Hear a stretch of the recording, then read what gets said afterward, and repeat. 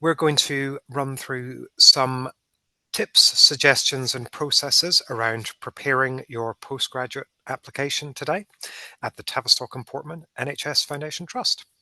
Right, let's kick things off. So my name is Mike and I'm the admissions manager here, and I am responsible for helping all of our many applicants through the processes that we have here. So I'm going to tell you a little bit more about what's in store for you while you're preparing to study with us. Okie dokie. So just a few things, first of all, around getting started and a bit around the kind of terminology that you might come across when you're applying to us. So almost all of our applications, with the exception of a few courses that I won't go into here, are managed online through our MyTap application portal. So this is a bespoke portal that's built specifically for the courses we run and is slightly different in terms of how it functions for every course that we offer within the Trust. And you can find guidance on all of the various stages of this process on our website. So if anything's unclear, don't worry. Our website has further guidance, and we're also available by email, by phone, even by Teams conversation. However you want to get in touch with us, we're very happy to clarify anything in what I'm going to be saying that might be unclear or that you might want a little bit more information about. Please do ensure that you meet the entry criteria for the course that you intend to apply for. These are listed in a separate section about midway through each of our website course pages. And this will tell you exactly what we're looking for in prospective students and give you some guidance on the specific types of qualifications and the specific length of experience we're looking for and things like that. If you don't meet those criteria, but you're still looking to do the course, don't worry immediately. Many of our courses do offer preliminary preclinical trainings that enable you to build up your expertise and enhance your knowledge prior to doing those clinical courses. So for a lot of our courses, those criteria, there are ways of meeting them that we can help you with. And again, just talk to us if you need more guidance on that. Many courses offer events that are tailored to that course, and you can find out more about this on our website. There's a page with all of our events. Many of our courses already have events listed. And we also run an in-person open event every year, which at the time of writing, the next one will be 31st of January 2026, so coming up in a couple of months' time. And in these events, you can meet course teams and ask questions to them directly, as well as meeting some existing students to find out what it's really like to be with us here at the Tavistock and Portman. We do appreciate that many of our courses have requirements or particularities that you may have further questions about, and you might want to talk about your specific background and circumstances, how you might fit with our training programs.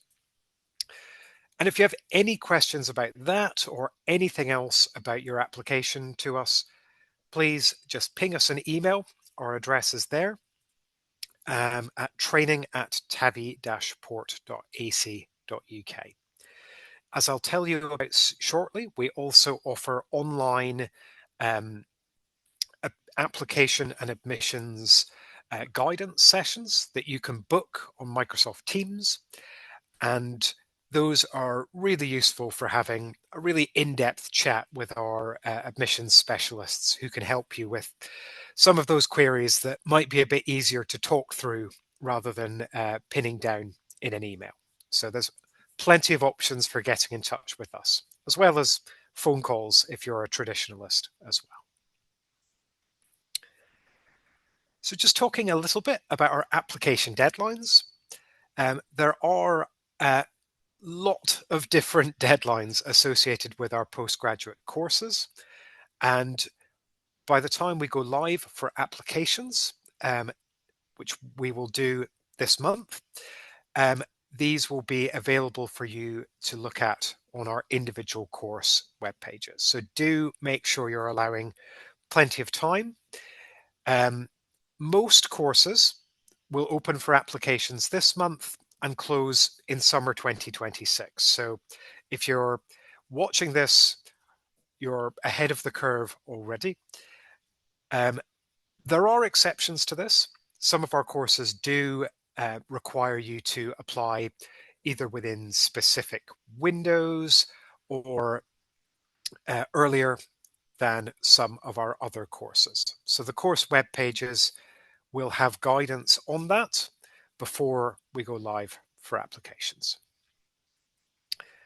With that said, we do strongly encourage early applications. If you're an international student who's looking to join us and you'll need a student visa, we strongly advise you to talk to us and apply to us as soon as you've worked out which course you want to do and you've got those processes clear in your minds. So the same advice goes for everyone, to be honest. The earlier you apply, the earlier we are likely to process your application, the earlier you can get an offer, and the earlier you can sit back, relax, and prepare to study with us in September next year. If you're unsure about your course's deadline for whatever reason, and as I've said, those won't be on our web pages currently, again, just contact us either through one of those admissions support sessions, by phone or by email, and we will do our level best to clarify exactly when you will need to put an application in with us to be able to enroll on time and on schedule. So let's talk you through the step-by-step process, everything that almost all of you will have in common as part of the application process. So your application and enrollment are all completed through our MyTap system, My Tavistock and Portland. And this is our bespoke system, as I mentioned. You could use this portal to check the progress of your application. You can respond to any offers and update any information. Even change the photo you have on file with us if it's not quite to your liking anymore. The first step in applying then, as this diagram illustrates, is to start your application on the MyTap portal. And this is very simple to do. Every course will have a button that says apply now. And if you click on that, it puts you right into the MyTap system. And you can use that again for updating or changing your application if you need to. You don't need to do it all in one fell swoop. You can come back to your application at a later point. Once submitted, your application will be reviewed by our admissions team and our course team to check that you're meeting the entry criteria. As part of this, we will be really focusing on those entry criteria and really going into depth to make sure that you're the right fit for our program. Usually this takes place within 4 weeks of receiving an application, but though that's 4 working weeks, bear in mind. So if you're applying over the holiday period, there may be a little bit of a delay in that. We do need at least one reference from you before we'll decide whether to invite you to interview. That's how our system's set up, and it just means that we get that little bit more of a sense of what your skills and expertise are like and how suitable you might be to join that particular course. The next stage, what I think of as the scary stage, is the interview stage. And there are basically 2 possible outcomes once we've reviewed your application. No surprise for what these might be. What we hope is that you are invited to interview. If this happens, you'll be sent an interview invitation. This will be sent to you by email, though you will need to log on to MyTap again to select your particular date and time. We try to offer as much variety in days and times as possible because we know a lot of you have um, constraints on your availability, let's say. But hopefully there'll be an option that meets your requirements. Again, if not, let us know and we'll see uh, if we can let you know when further dates will be announced and find a way of accommodating your needs. Some interviews are conducted in a group and some are individual. This is explained on course web pages. Some courses also require more than one of these interviews. And I'm not going to confuse things by explaining which of these courses this applies to, but it's on the website, and when you receive that invitation, it will make it very clear, hopefully, what exactly will be expected of you. And then, as you might expect, after your interview, the course team will decide based on the information you've provided on your application and the information provided in that interview, whether we will make you an offer to study with us. More on that shortly.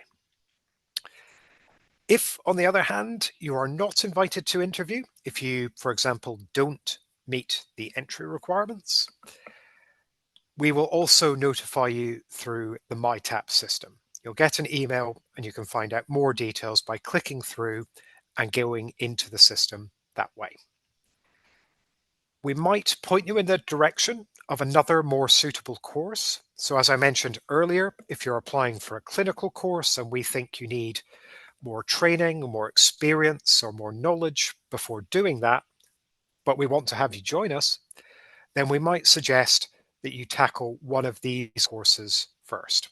And a lot of our courses feed into each other very deliberately so that we can build up your skills and your expertise to be as ready to meet those requirements as possible. You can also ask for feedback on your application at this point. So, you've done your interview. What next? So, let's assume that you've been made an offer. Those of you who have gone through the British system before will be aware of this kind of terminology, but just to delve into it a little, you will receive either an unconditional or a conditional offer. An unconditional offer, very straightforwardly, you've met the requirements, everything's there that we need to see. You will get an offer letter and you can accept that offer and secure your place on the program by clicking a button on MyTap. And again, I will show you how to click that button soon because it's a very important stage. If you've received a conditional offer, on the other hand, there are things we need you to do before we can get that offer letter winging its way towards you. We want to have you on the course. We just need a little more details. So if this is the case, you should let us know by email if when you have met those conditions we've described. And then we can update your offer, get you that offer letter, and get you looking forward to starting with us. You may need to log on to MyTap to see what these conditions are, but again, you will be emailed and you will be able to log in and see very clearly what exactly we're looking for to get you over that hurdle. If, on the other hand, we decide after interview that you wouldn't be a good fit for the course, you will also be informed by MyTap. And there'll be an email that comes to you to announce that. You may be offered feedback. Some of this may be displayed on your MyTap profile, but if it's not, again, you're welcome to seek it out. Ping us an email, get in touch with us, and we will get in touch with the team that interviewed you and see what they say. As I've mentioned before, and as with the pre-interview stage, we might recommend that you do a different course or a different pathway so that we can support your development goals and make sure that we're directing you towards the right course for you at the stage you're at in your development, your career. So I talked about this big button, and here it is. This is what you will see if you get to the stage of accepting an offer with us.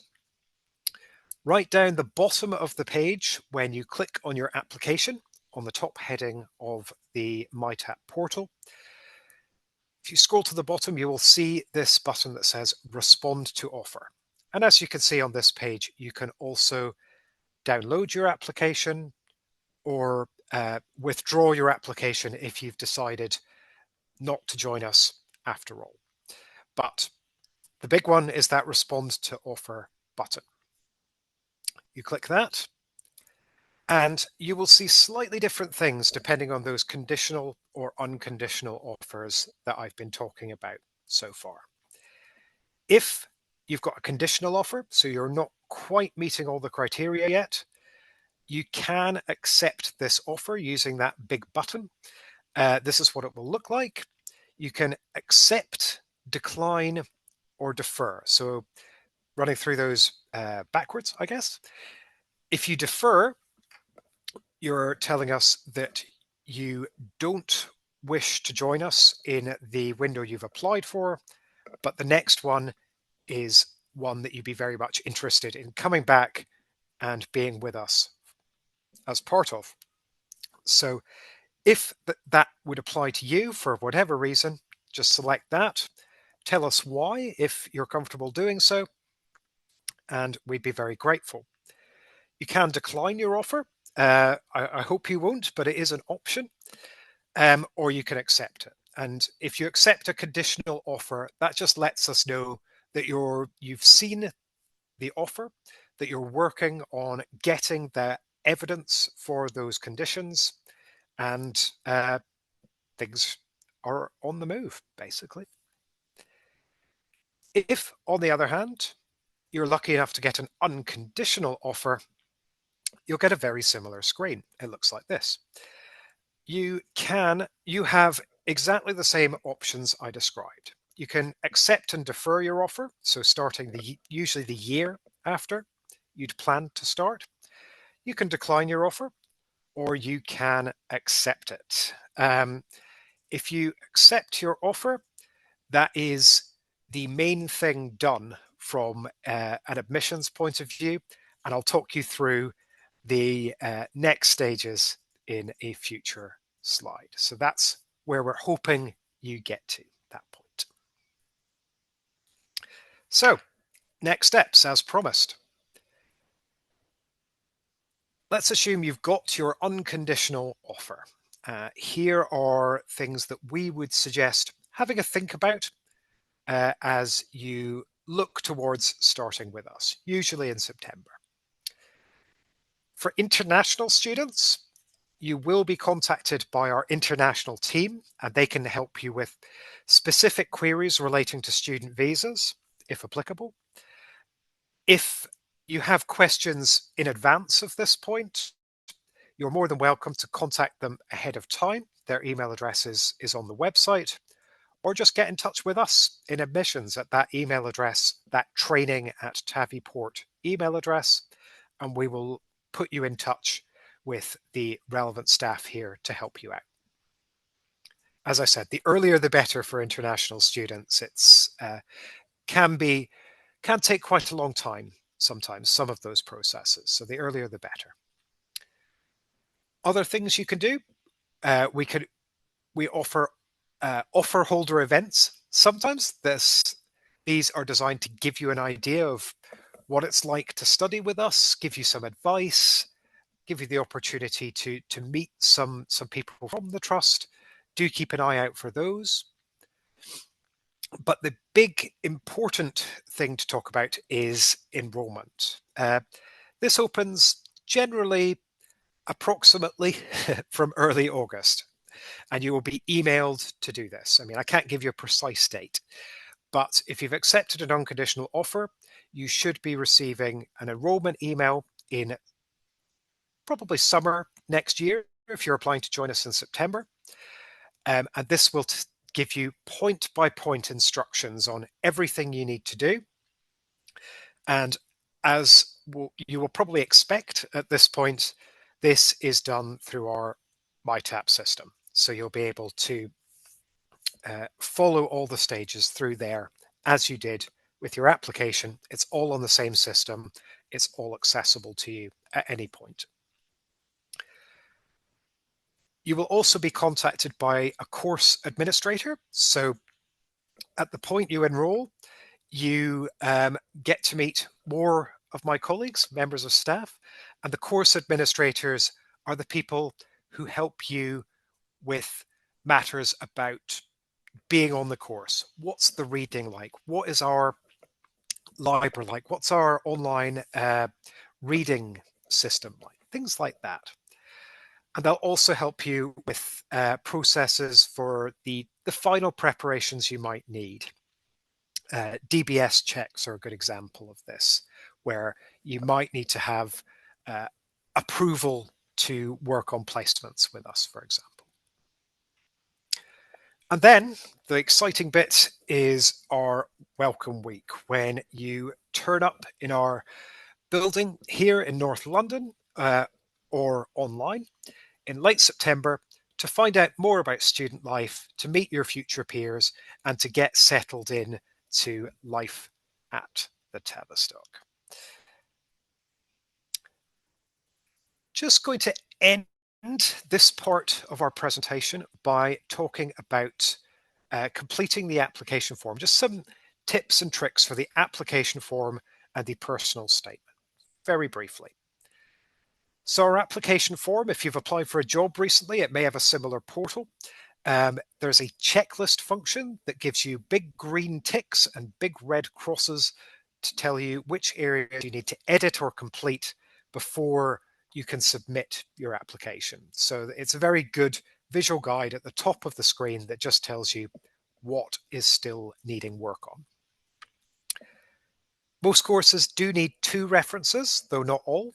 We do say this on course web pages. So we strongly recommend securing the approval of your referees in advance of completing the application.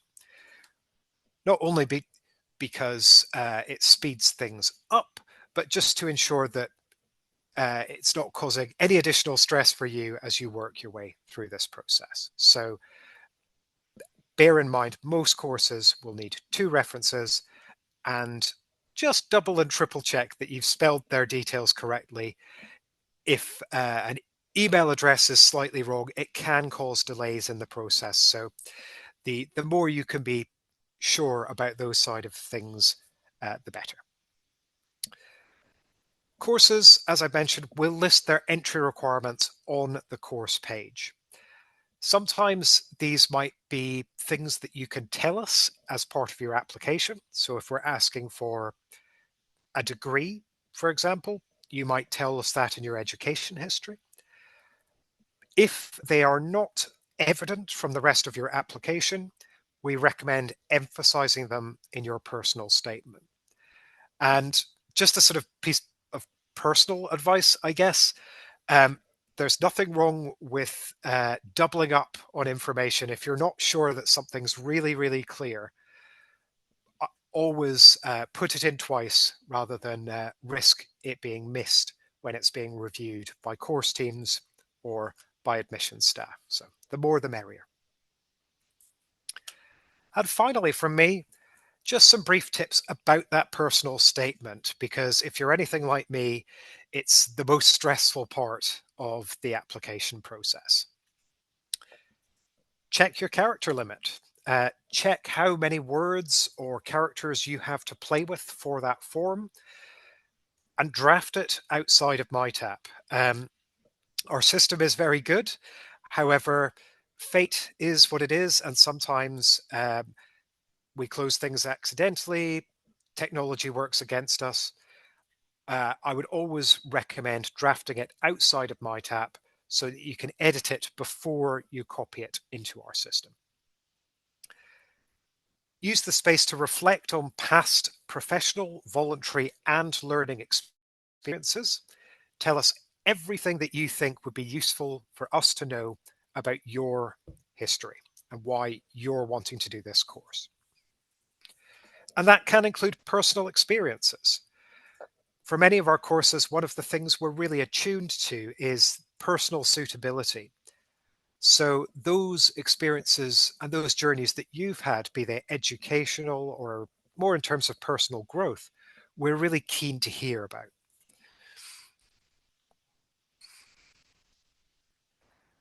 And finally, be clear about why you're interested in working in this particular course or this particular profession.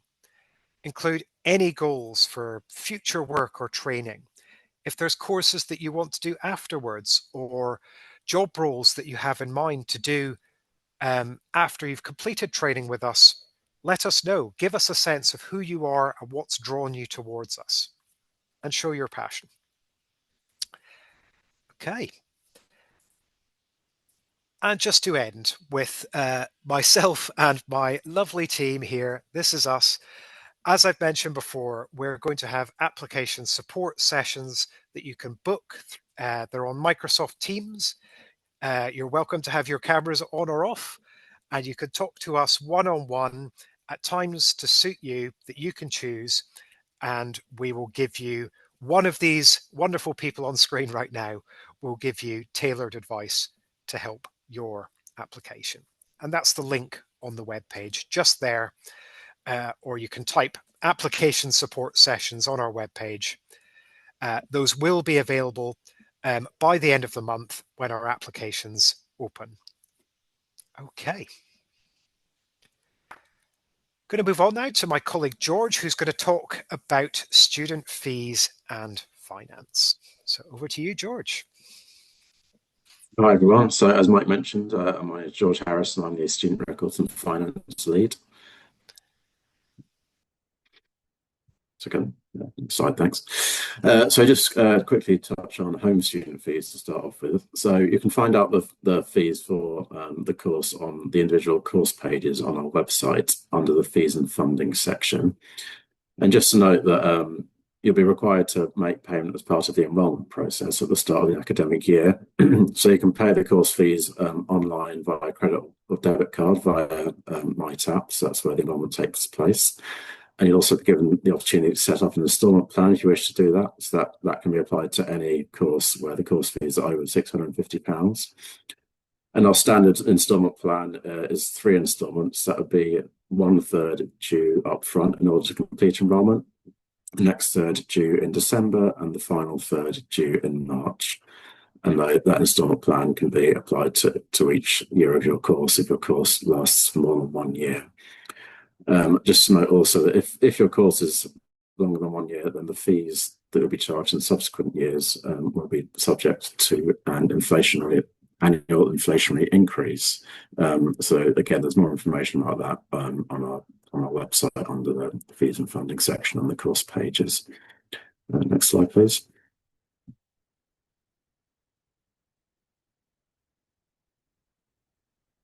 So if you're sponsored, so that would be either by your employer or another external organisation. You can provide details of those as part of the enrolment process. So we would ask you for their invoicing details so that we can then raise an invoice for the amount that they've agreed to pay. Once we have these, we'll invoice them directly, and then we would expect payment in full and immediately once that invoice has been issued. So sponsors cannot pay in instalments. We would expect them to pay the full amount of the invoice once they've received it. Just to flag that if for any reason your sponsor doesn't settle the invoice or decides at some point that they're not prepared to fund you anymore, you would yourself become liable for any outstanding fees as a result of that. Next slide, please. So a number of our courses, so specifically the master's and doctoral level courses, are eligible for the postgraduate loans. So if you search postgraduate loans on our website, it will come up with a list of all those courses. So this is like the undergraduate loans that you may have received as part of your undergraduate course. These can be applied for via the gov.uk website, which has details of the amount that you would be eligible to receive, and also when you would need to start making repayments once you've finished your course. There are various criteria for eligibility, so that would include things such as whether you've studied at a postgraduate level previously, the course that you're studying on, your age, and your nationality or residency status. If your application is successful, the loan will be paid directly to you into the bank account that you nominate. So that would be after you've completed enrollment on your course. We would confirm your attendance as student finance, and they would then pay your loan into your bank account. So in order to actually enroll, if you've got a postgraduate loan in place, then we ask you to pay 1% of the annual fee to complete enrolment, and then the remaining fees will be due in 3 equal instalments on dates which will align with the loan payment dates. Next slide, please. So just to touch on bursaries. So we have several bursaries available each year for students from Black, Asian or minority ethnic or global majority backgrounds who qualify for home fee status. So to see which courses have bursaries available for the upcoming academic year, you can check our bursaries page on our website there. So I think we can put a link in the chat for that as well. But yeah, just keep an eye on that, and we'll update that as and when we have bursaries approved for the upcoming year. Next slide, please. And also just to mention that certain courses will have additional costs associated with them. So that might just be things such as transport costs for getting around, or purchasing textbooks, or may also include additional supervision or personal therapy, which is a requirement of attending the course. So we try and outline these on the course pages on our website. So you can check that for any initial information. And then if you have any further questions, we suggest you contact our admissions team. We're happy to go through that in further detail with you. Next slide, please. And just to quickly touch on international student fees. So again, you can check our course pages on our website for international student fees. The way this differentiates from home students is that first year fees need to be paid in full if you require a student visa, so that once we receive that payment and have confirmed that we've received it, we can issue you a CAS statement, which you would need to obtain that visa. But again, if your course is for more than 1 year, fees for subsequent years can be paid in instalments as per the standard plan. So that would be a third upfront in order to enrol, a third in December, and a third in March. And unfortunately, funding sources such as postgraduate loans are not currently available for international students. So just to be aware of that. But we do sometimes have additional funding available if you experience any financial hardship during your course. So if you do find yourself in any experiencing any issues, then you can get in touch with us and we'll see if we can assist. Okay, I think that's the end of the finance section. So now I'll pass back to Mike and we'll answer any questions that you might have. Thank you very much, George. Okay, so it's over to you now. You should have the option on your screens to submit questions to us. Obviously, if these are very specific questions about your application, it might be best to talk to the admissions team directly and we can guide you through that. But if you've got any general questions about the kinds of things we've touched on today, very happy to answer these. And we've got quite a few already, so I'm just going to go through them and field the ones for me and direct the others towards George today. So our first question is, can I apply to more than one course? And the answer is yes. It might be that you're choosing between 2 different pathways, for example, in which case you're welcome to submit applications for 2 different courses on two different pathways. You might be unsure if you need to apply for a preclinical training before doing a clinical training. Although my advice in that case would be, as usual, talk to the admissions team, because we might be able to tell you, with your background, we think this course would be the best one for you to apply to. But yes, we have every year students who apply to multiple courses. Obviously, it is quite tricky to do multiple courses at the same time. We wouldn't necessarily advise that, but you can apply to more than one. Yes, it is possible. The next question is, how competitive are the courses? I'm going to be quite vague here, I'm afraid. It depends on the course. It really, really does. Um, and it depends on the nature of the applicants. For many of our courses, our entry criteria are extremely specific. So if you're at the point of reaching those entry criteria, it might look like our acceptance rate is extremely high. But to get to the point of having however many years of therapy or whatever it might be could take you a lot of time and effort. So our courses are competitive. Some of our courses have many, many more applications than we have places to offer. We are limited in the number of students we can accept. Um, I will always suggest applying as soon as you feel ready to do so, because we do have the ability to close courses for applications um, when courses reach their capacity. It's rare, but it can happen. We reserve the right, so do get your application in if you've found the course for you. I would always suggest doing that. So I'm afraid I can't give you a number like 10 applicants for every one successful applicant, because it's different for every course. And as I said, those entry requirements make those numbers very difficult, because we really try and make sure through our entry requirements that we're getting people in who we think are really ready to engage with us, to do that training, and to succeed in the courses that we offer. Our next question is, for the references, can they be personal references, or do they have to be academic or professional? I would advise you to use academic and professional references where possible. It may be the case that for some of our courses, particularly more introductory courses, you may not have an academic reference to hand, for example. In that case, you could either use a second professional reference, um, but some of our courses, there is the ability to use more personal references that can speak to other aspects of your experience.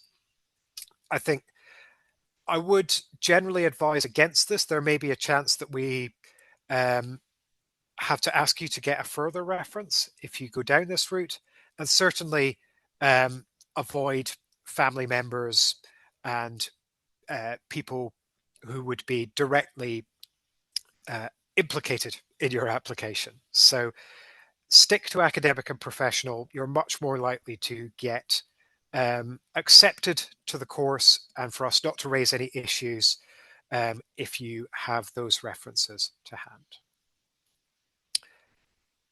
Next, thank you for all these questions. Is there a separate application process for bursaries? Excellent question. Yes, there is.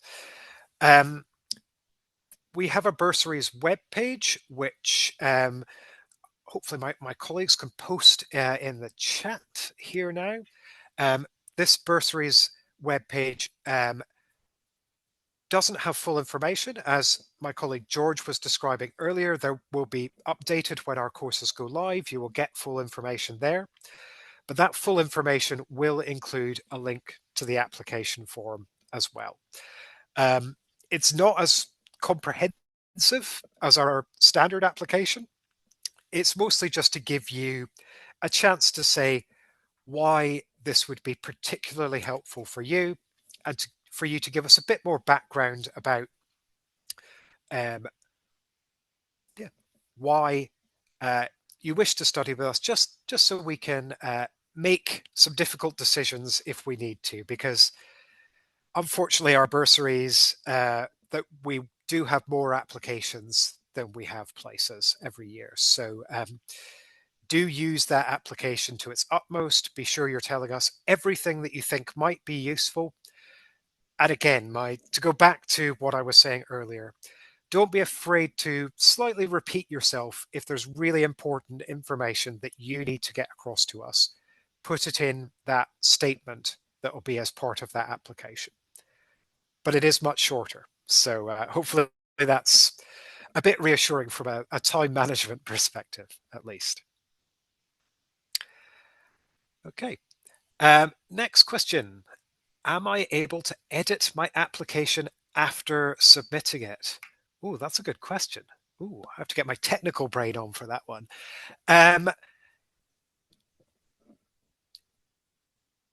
Email us because it depends what you needed to update on your application. Some things you can update through MyTap without even having to email us. For example, your references. If you've put down a reference and then that person says, I'm going on holiday for the next 3 months, sorry, you can change your reference just by going into MyTap, and there's literally a button that says change this. Put in your new details. They're emailed in 24 hours from that point, and hopefully everything can be up to date. So that's very easy. Personal information can be updated, can be changed through your MyTap account. If there is core information as part of your application that you mistyped, for example, email us. I'll talk to our technical team. We'll try and sort it out. But there isn't as ready a system for that because that application might have already been sent to the course team for review. So just email us at that training email address that I mentioned, and that we'll put in the chat just to be sure everyone's got that, and we can review it on a case by case basis. I would say would be my advice there. I was thinking if there's anything else I need to say about editing applications after submission. Yeah, if there's documents you need to add to us, degree certificates, things like that you forgot or couldn't include at the time, you can email those to us as well, and we will get those straight back to you. No problem. We'll get those straight on your application. No problem, I should say. Okay, next question. So I'm going to speed up my explanations here. There's so many questions. This is great. If an applicant was to finish a recommended course to meet a conditional offer, e.g. need a conversion course, when is the best time to apply? As soon as you're ready. If you're finishing a course before you get into another course, so if you don't have your final marks for your course, which will apply to a lot of people, for example, if you're doing a preclinical training for us, I would strongly advise applying as soon as you know you want to do that training after applications have opened, to be honest. Sometimes it might make more sense to wait a little while. So until you've done a certain essay that might be useful to include as part of your application. But for the most part, you will have enough information and enough evidence to hand while you're doing that course to put the application in. And we appreciate that you might not have final grades. You might not have as concrete information as we'd like, but you also might not be able to wait until September before you get those final grades and apply fully. In that case, the likely outcome would be that we'd offer you a conditional offer that was dependent on you receiving those grades. So it might be that we can't get the ball rolling fully yet. And this can be tricky for international students, particularly, but email us if anything's unclear or if there's any parts of the process you might need more clarity on, basically. Do you offer any support, e.g. help with work placements, after completion of the course. Um, we have a very active alumni network, the Tavistock Society, so there are opportunities through that. And it, the answer to this question really depends on which course you're applying to. A lot of our students find that the placements they do as part of their training, that they build and expand their network through that. It gives them opportunities. Um, at the time of speaking, I don't believe that we offer specific career guidance as such, but within each course, you will have supervision within our organization that will build you up towards those next steps. So there will definitely be opportunities to think about, discuss, and support you with those next steps in your career. Okay, I should be getting my British citizenship in the next 3 months. Can I apply and pay fees as a non-international student? Okay, let me try and give you the brief answer to this because it depends how long you've been in the country and been living here. So if you've been living here for the last 3 years and you're a UK citizen, you're good to go. Effectively, those are the main things at present that will make you eligible for home fees. Um, if you haven't been living in the country consistently for those 3 years, what we call ordinary residency, it can be a little muddier. So do get in touch with us, talk it through, book an application support session, because there are a lot of things that can change my answer to that question. And it's probably best we give you individualized advice for that. But those are the big ones. So UK citizen, the right of permanent residence, so no end date to your visa, and 3 years residency. And usually that will do. But check with us first. If a course is offered both, sorry, next question. If a course is offered both in person and online version, must one decide on which at the time of application, or is there some flexibility? Great question. There is some flexibility. However, the earlier you can pin it down, the better. So we have some courses that you can be in person, some are online. It might be the case that one of those versions fills up and that there are no more places available. So we offer flexibility for changing within that whenever we can. But if we're really pushed for numbers and we've taken the maximum number of students we can while ensuring quality of experience, the option to switch there might be a bit more limited. So the sooner you can decide, the better. But yes, certainly until applications close, generally speaking, you will have the opportunity to move. Just email us, and if it's just moving from one version to the other, that's normally, I think I have to click about 4 buttons, so it's fairly straightforward, but just email us. We'll work with you on your particular case. Okay, so next question here is about an international student who needs letters of recommendation, but does not have them in English. I would like to confirm if wanting to know if they can be translated and then both submitted as part of the application.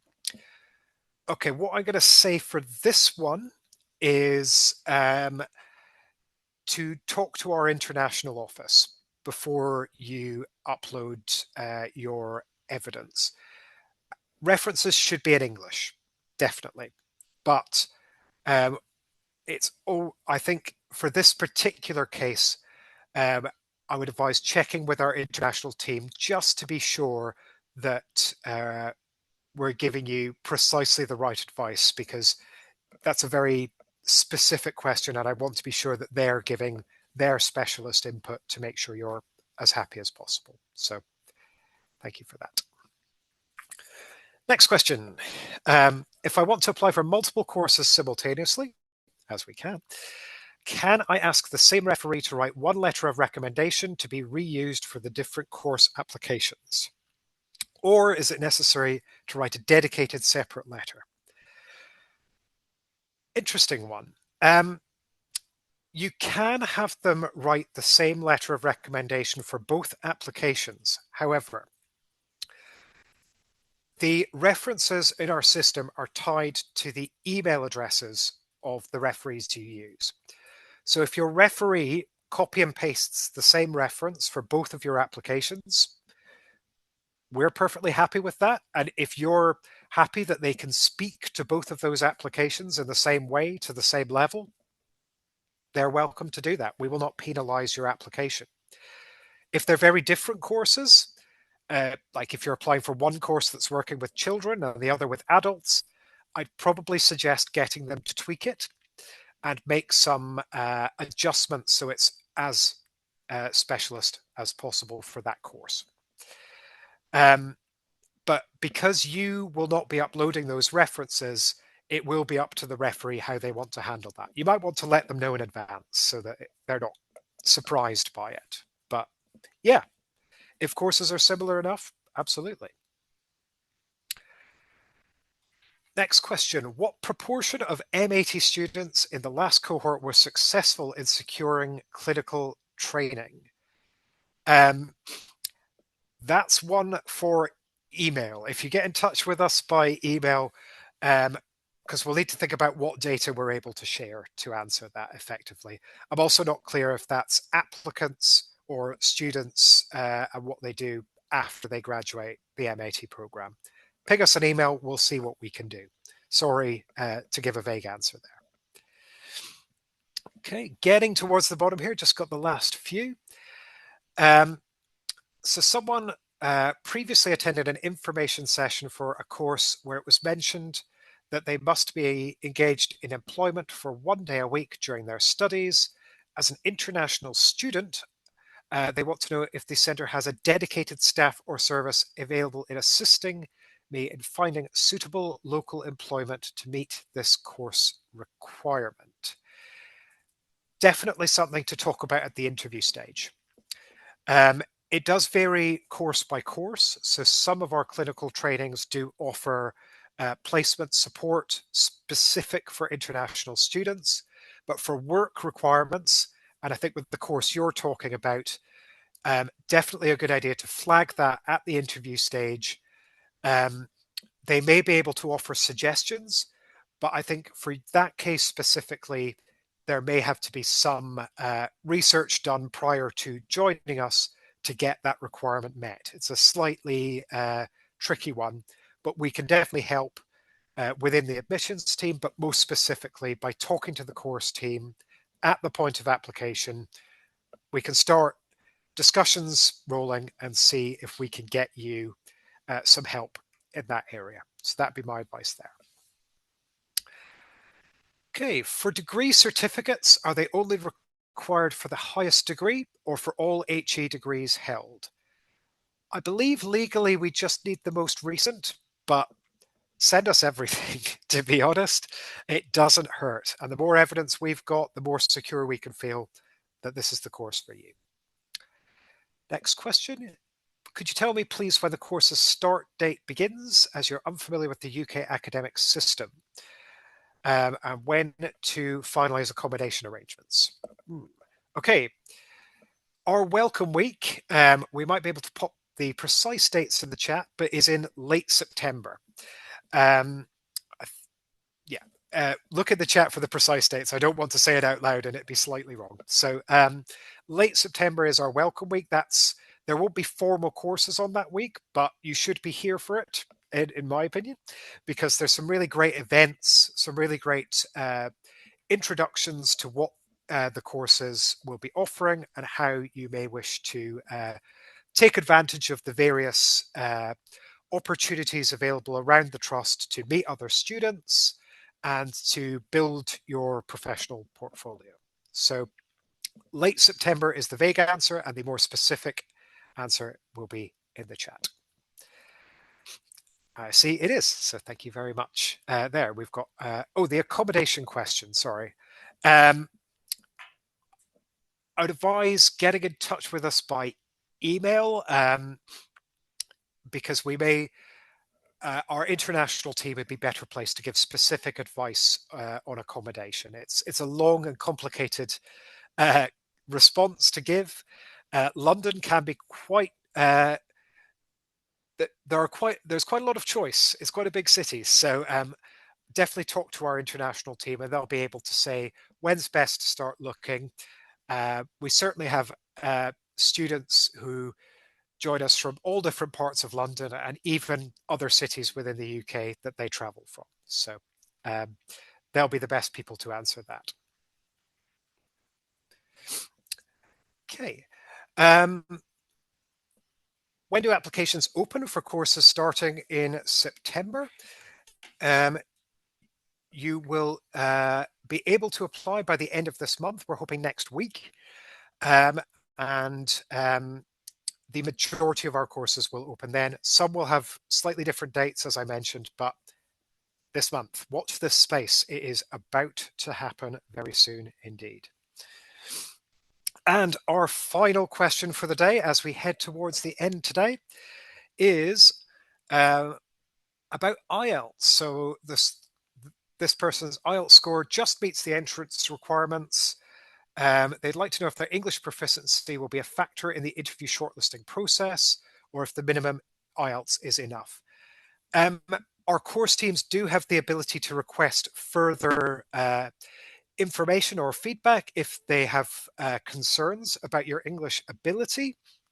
I think it unlikely we'd ask you to redo an IELTS test, but it might be that we request further information if we feel we have concerns. But in terms of the entrance requirements, that minimum is what you should be aiming for. And if you meet that, we wouldn't expect you to do anything else unless we had those specific concerns. But again, the international team may be able to be a bit more precise on the advice they can give you there. But if, as long as you're doing what we look for in our international student guidance page, that is enough to get you to the interview stage, usually, I would say. Okay, and I'm afraid we are going to have to end there. Thank you so much for all your questions today, and apologies for all the information that I've thrown at you. I'm not apologizing. I hope it's been useful. Thank you to my colleague George for joining us today, and my colleagues who've been helping out answering those questions and providing you some additional information in the chat. I look forward to talking to a lot of you through our admissions email or our support sessions over the coming year. And I hope we get to see you next September when courses start for the next academic year. So thank you very much for your time today, and have a good rest of the day wherever you are in the world. Thank you very much.